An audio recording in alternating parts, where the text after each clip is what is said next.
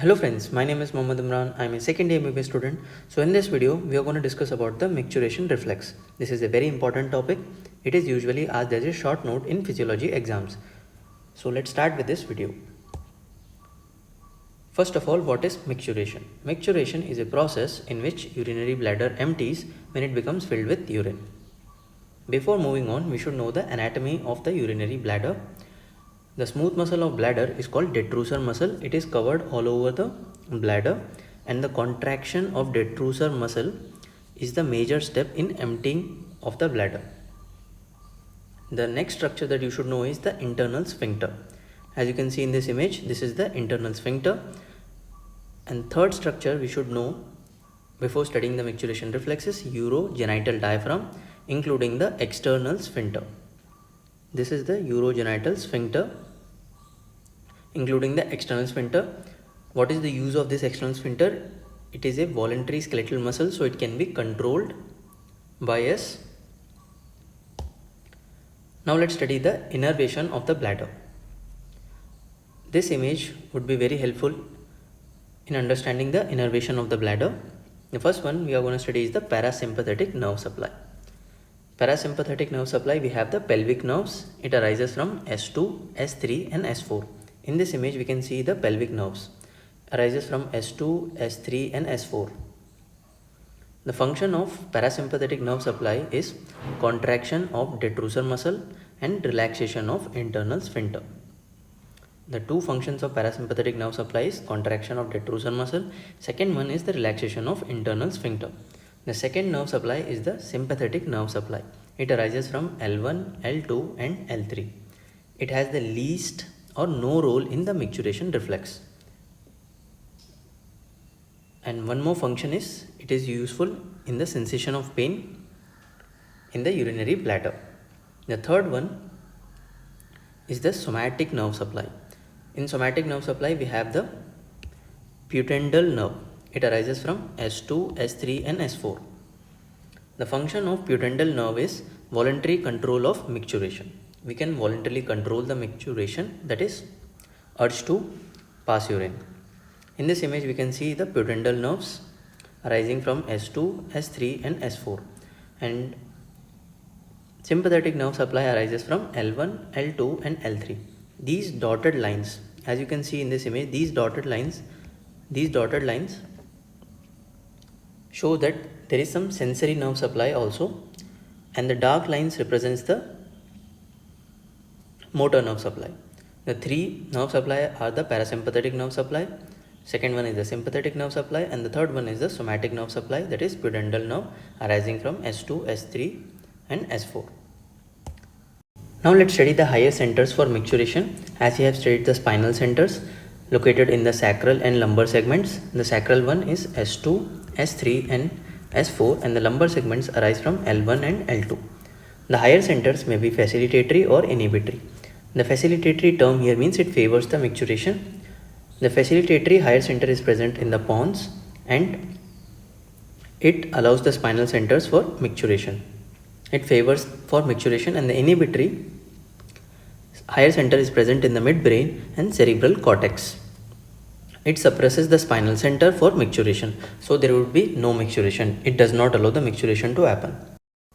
Before studying the micturition reflex, we are going to study about the cystometrogram. What is cystometrogram? As the urine would start filling in the urinary bladder, so the volume of urine would increase. As the volume of urine is increasing, so the pressure would also increase.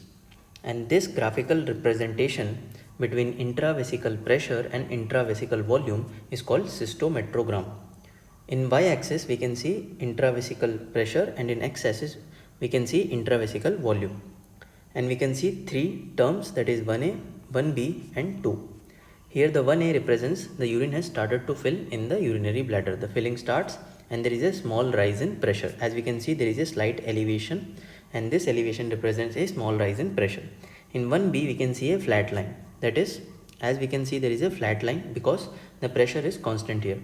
The pressure is constant here can be explained by Laplace law. Laplace law states that tension is equal to pressure into radius. As the urine starts to fill in the urinary bladder, the tension would increase Because of increase in tension, the radius would also increase as the urinary bladder would increase in size. So the radius would also increase. As the tension is increasing and the radius is also increasing, so the pressure would be constant. In the second segment, there is a sharp rise in pressure which leads to micturition. As we have studied the basics, now we would study the main topic, that is micturition reflex. Before studying micturition reflex, in this image we can see there is parasympathetic nerve supply, sympathetic nerve supply, and this one here is somatic nerve supply through pudendal nerves. The dotted line here represents the sensory nerves and the dark lines represents here the motor nerves. The first step in micturition reflex is filling of urinary bladder. As the urine starts to fill in the urinary bladder would stretch. This would lead to stimulation of stretch receptors. Because of this stimulation, there would be afferent impulses which would pass via pelvic nerve to the sacral segments of spinal cord.